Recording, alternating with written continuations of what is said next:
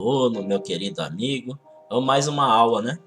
Hoje é a 18ª aula. Que bênção do Senhor. Falando, o tema é formação das 12 tribos de Israel. Não é bênção? Vamos entender um pouquinho melhor a história do povo de Israel, que é a nossa história, faz parte da nossa história também. Amém? Vindoura, né? Então Deus aí formando o seu povo, sua nação, e é muito importante a gente entender, para compreender o que estamos vivendo, a palavra do Senhor, quais são seus propósitos sobre as nossas vidas. Oremos ao Senhor. Senhor Deus, nesse momento, pastor Eusébio, me coloco diante de Ti como instrumento das Tuas mãos. Que o vosso Espírito Santo tenha total liberdade para me usar nesse momento para instruir o Teu povo, Senhor, sobre a Tua palavra, sobre a sabedoria, o conhecimento e o entendimento, Senhor. Assim eu oro e te agradeço, em nome de Jesus. Amém. Glória a Deus. Amém, meu querido. Então, que bênção do Senhor. A introdução aqui diz... Deixa eu só acertar um pouquinho aqui. A história das tribos de Israel é intimamente ligada à chegada do povo israelítico, né? O povo de Israel, na Terra Prometida. Lembra? A gente teve toda uma trajetória para chegar até aqui. Depois da escravidão no Egito e dos 40 anos caminhando pelo deserto. Isso foi bem lá no início da história bíblica. Depois dos patriarcas e antes dos reis. A história da libertação do povo, da fuga e vida no deserto, guiada por Moisés, nós chegamos a abordar isso, né? É contada a partir do livro de Êxodo e termina com a morte de Moisés no final do livro Deuteronômio. Portanto, Moisés não entra com o povo na terra prometida, isso é importante. Quem substituiu Moisés é Josué. A Bíblia conta: Josué, filho de Num, estava cheio de espírito de sabedoria, porquanto Moisés lhe impusera as mãos. E os israelitas lhe obedeceram, agindo conforme Deus tinha ordenado a Moisés. Foi Josué que comandou a conquista definitiva da Terra Santa.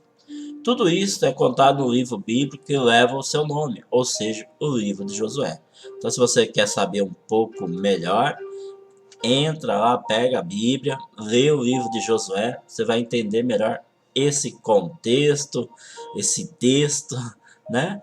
Toda essa parte da história bíblica que nós estamos contando. Lembrando que nosso estudo é superficial, é apenas para os irmãos aí terem o melhor entendimento, despertar, na verdade, o desejo de estar buscando aprender mais da palavra do Senhor. Amém? Agora a gente vai falar um pouquinho sobre a terra dividida entre essas tribos. Então, terra dividida, deixa eu só mudar o slide aqui, em tribos, né? Então, as 12 tribos de Israel, tem aqui um gráfico. Jacó, né, que é Israel, passou a se chamar Israel. Quando casou com Bila, teve Dan, Naftali. Raquel teve José e Benjamim. Depois José teve Efraim e Manassés. Lia, Ruben. Simeão, Levi, Judá, Isacar, Zebulon. E a esposa Zilpa teve Gad e Aser. E aqui está a formação das 12 tribos de Israel, que a partir de agora a gente vai entender um pouco mais. Então, uma vez que a terra de Israel foi conquistada por Josué, ela é dividida entre as tribos, certo? Falamos normalmente de 12 tribos de Israel, está em Gênesis capítulo 29 e capítulo 30.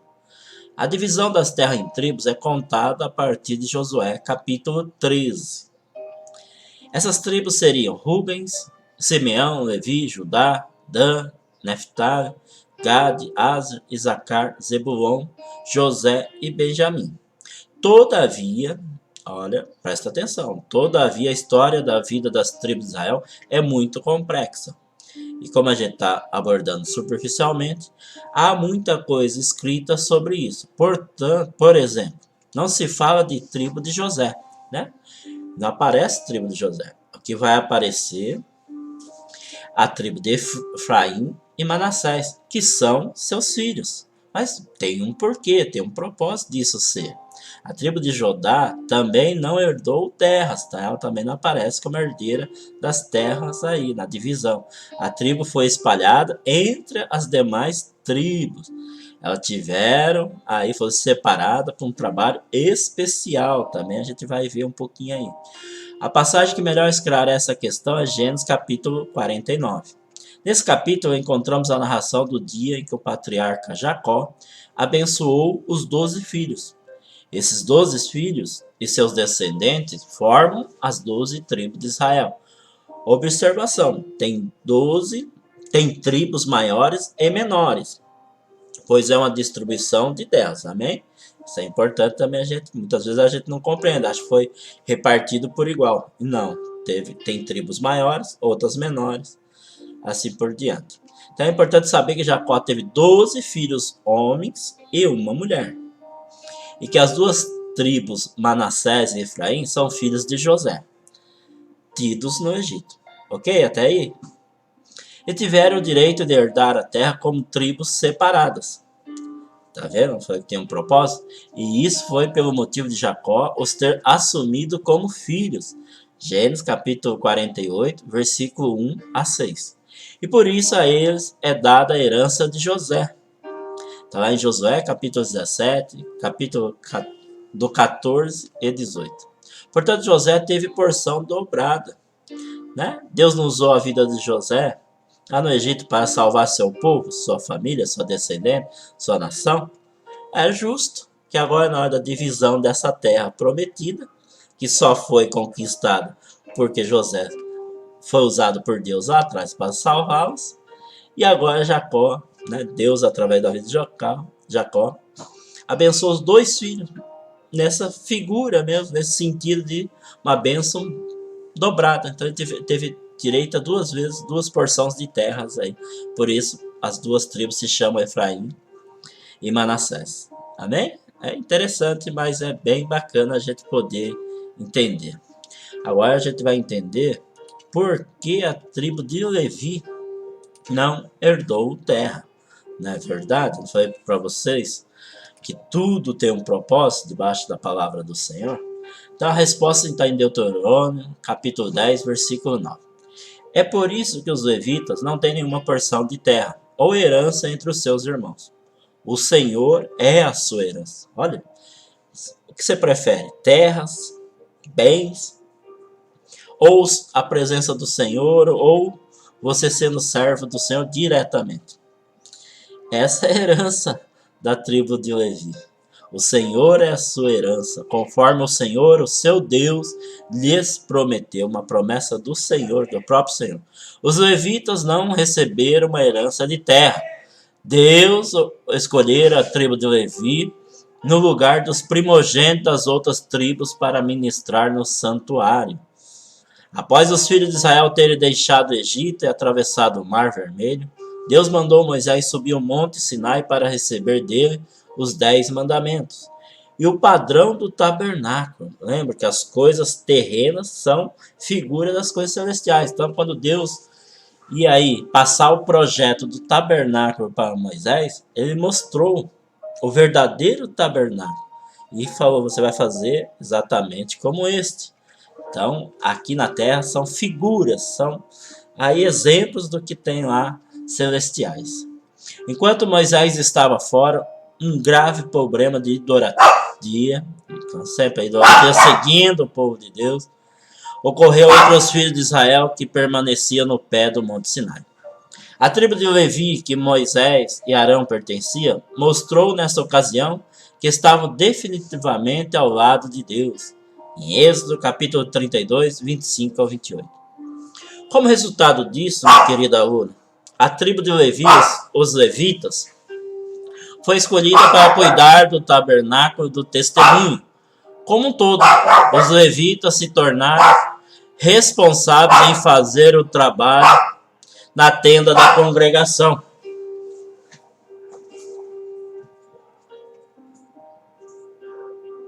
Na tenda da congregação, tabernáculo, capítulo 4, versículo 3. A palavra hebraica para serviço também significa luta. Portanto, o serviço deles no tabernáculo é uma figura da luta espiritual. como o incidente do bezerro de ouro, Êxodo capítulo 32, onde os levitas ficaram ao lado do Senhor. O lugar de Levi entre as tribos foi preenchido pelos dois filhos de José, Efraim e Manassés, como já foi dito aqui, aos quais foi permitido a cada um se tornar uma tribo separada. Amém? Então, aí bacana. Só que uma divisão e uma nação tem que ter aí organização, não é verdade? Então Deus também tem o seu meio de organizar as suas tribos, a sua nação aí de Israel. Então, organização é imprescindível para o sucesso de qualquer projeto, né? Deus é um Deus organizado. Israel é um excelente exemplo da importância da disciplina em nossa vida. Israel foi e ainda é uma nação das mais empreendedoras do mundo. Apesar de ocupar uma área menor que o estado do Sergipe, que é o menor estado do Brasil, Israel é uma potência e se destaca mundialmente em inúmeros aspectos como ciência, tecnologia, saúde, sustentabilidade e, por incrível que pareça, até irrigação. É verdade. Mesmo tendo vastas áreas desérticas e apenas uma fonte de água doce, que é o Rio Jordão, a nação de Israel provém das 12 tribos, representadas pelos 12 filhos de Jacó. Cada um recebeu uma tarefa diferente, que garantiu a segurança, prosperidade e estabelecimento da nação. Amém, meu querido? E agora a gente vai ver a divisão dessas tarefas, né? Cada tribo tinha sua tarefa, tinha sua responsabilidade. Então, cada tribo recebeu um brasão, né, que a identificava entre as demais. Assim ficava fácil identificar quem pertencia a qual tribo e sua função. Amém? Que bênção do Senhor. Glória a Deus, não é mesmo? Então, só uma observação aqui. Como você pode notar, cada tribo tinha uma função individual, porém todas dependiam de todos, ou seja, uma nação harmoniosa que se completava. Nenhuma tribo era autossuficiente ou individualista, mas todos trabalhavam para o bem comum da nação. Aí você pode falar, pastor, agora fiquei curioso para saber o que cada tribo representava e o que era responsabilidade de cada tribo. A gente vai ver agora, meu querido. Então vamos lá para a tribo de Rubem. O símbolo do seu brasão era o sol e a água. Tá? Tem vários, se pesquisar na internet vai ter vários tipos de figura, mas a essência é o sol e a água. Função, pecuária. A responsabilidade pela criação de animais, pastoreio e etc. Essa é a tribo de Rubem. E a tribo de Simeão. O símbolo, fortaleza e torre. Função, militar. Responsável pela segurança das tribos formada por soldados de guerra. Amém? Tá vendo como já é diferente essas responsabilidades? E a tribo de Judá. Símbolo, leão. Função, governar e promover o bem-estar do povo. Tribo responsável pela saúde do povo, formada por médicos, enfermeiros, terapêuticas e também por líderes políticos. Pertence à tribo de Judá, o rei Davi e o Senhor Jesus. Glória a Deus, né, meu querido? Que benção. E a tribo de Dan. O símbolo, balança, né? Tem algumas aqui, eu até coloquei a balança e coloquei também uma serpente aqui também. Função, direito. Tribo formada por juízes que decidiam as causas de todo o povo. Amém? Então julgava lá o povo. Glória a Deus. A tribo de Naphtali. Símbolo, uma gazela. Função, comunicadora e responsável pelo meio ambiente. Eram eloquentes, então falavam bem, né? Discursavam aí maravilhosamente. Escritores e porta-vozes do povo, além de cuidarem da natureza. E a tribo de Gad, símbolo, uma tenda, responsável pelo acampamento. Então, tribo encarregada de montar e desmontar o acampamento a cada mudança. Sabe que eles eram peregrinos, né? Então, estavam sempre indo de um lugar para outro. Tribo de Aser agora. Símbolo, árvore frutífera, não é qualquer árvore, uma árvore frutífera. Função: abastecimento, responsável pelo armazenamento de alimentos para todas as tribos. Tribo de Isacar, símbolo jumento, função: transporte, responsáveis pela travessia dos bens das tribos em suas peregrinações, criavam jumentos, animais fortes e robustos que atravessavam até deserto com grandes cargas, né? E agora a tribo de Zebulon. Símbolo: navio, função: comércio marítimo, negociação de mercadorias com outros países, o princípio do comércio exterior de Israel. E agora a tribo de José. Mas vai falar, mas pastor, a tribo de José não aparece, é Efraim e Manassés.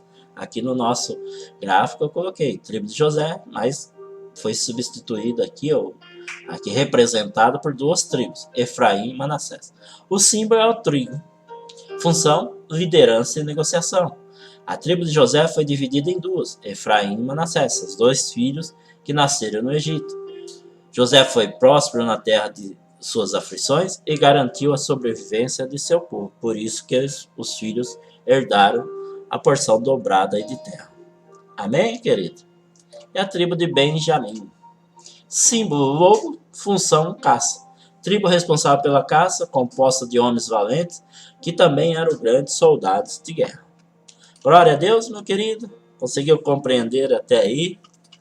Que benção, né? Que aula gostosa, aprendendo aí sobre a formação das tribos.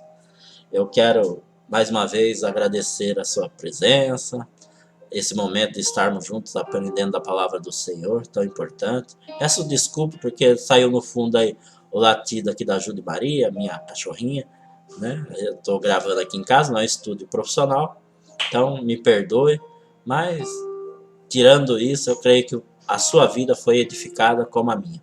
Oremos ao Senhor. Senhor Deus, agradeço por mais esse estudo, Senhor. Que possamos cada vez mais aprender da Tua palavra. Assim eu oro e te agradeço em nome de Jesus. E até a próxima aula, meu querido aluno. Fica aí na bênção do Senhor. Um beijo no coração.